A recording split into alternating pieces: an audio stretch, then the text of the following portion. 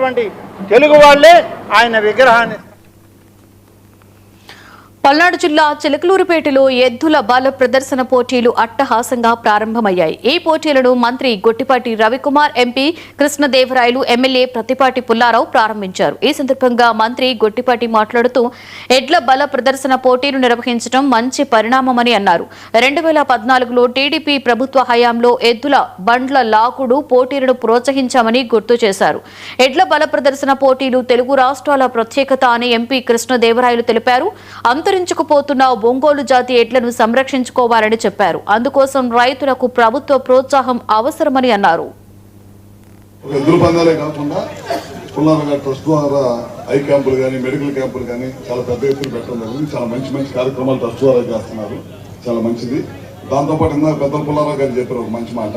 ఆయన వ్యవసాయ మంత్రిగా ఉన్నప్పుడు ఎద్దుల పందాల మీద నిషేధం ఉండేది సుప్రీంకోర్టులో. ప్రత్యేకంగా కమిటీ సభ్యుల ద్వారా దీన్ని కోర్టులో ఇబ్బంది లేకుండా చేయడం జరిగింది. చాలా మంచి పరిణామం. ఎందుకంటే మనందరూ తెలిసిందే, పండగ అయిపోయిన తర్వాత మనం వ్యవసాయ ఉత్పత్తులు పండించిన తర్వాత గ్రామాల రైతులు సోదరులందరూ కూడా ఎదురు పందాలు పెట్టడం అనేది ఇవాటి నేటిది కాదు. గతంలో 40-50 సంవత్సరాల నుంచి మన రైతు సోదరులందరూ కూడా చేసిన కార్యక్రమం. కాబట్టి వాళ్ళకి కొద్దిగా కమర్షియలైజ్ అయింది. అది ఖర్చు పెరిగిపోయింది. వ్యవసాయ ఎదురు పెంచడం అంటే సామాన్యంగా లేదు ఇవాళ.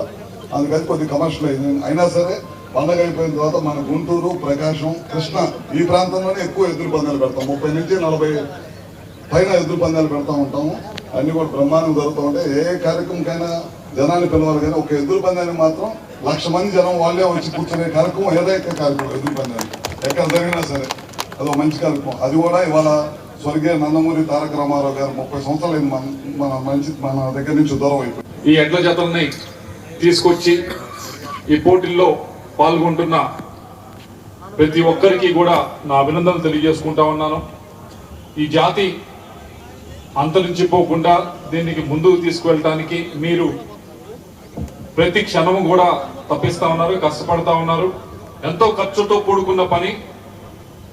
మీ పిల్లల కంటే కూడా ఎక్కువగా వీటిని పెంచుతూ వాటిపైన ఖర్చు చేస్తూ ఈ జాతి అంతరించిపోకూడదు, దీన్ని ముందుకు తీసుకెళ్ళాలి ఒంగోలు జాతి అని మీరు ఎంతో కష్టపడతా ఉన్నారు. వారందరికీ కూడా మా తరఫున ప్రత్యేకంగా అభినందనలు తెలియజేసుకుంటా ఉన్నాము.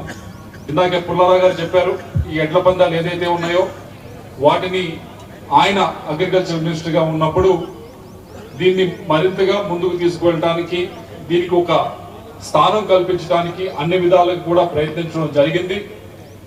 దీన్ని ఇంకొద్దిగా ఒక అడుగు ముందుకు తీసుకెళ్తే ఇంకా బాగుంటుందనే అందరి ఆలోచన కూడా. మహా అయితే రాష్ట్రంలో మేజర్గా పెద్దవి జరిగే ఒక 30-35 ఇటువంటి ఎడ్ల పోటీలు జరుగుతాయని తెలియజేస్తా ఉన్నారు. వాటికి రాష్ట్రం తరఫున ఏదో విధంగా గుర్తింపు ఇవ్వగలిగితే ఇంకా ఎంకరేజ్ చేసిన వాళ్ళు అవుతామని అందరూ కూడా కోరటం జరుగుతోంది. తప్పకుండా మంత్రిగా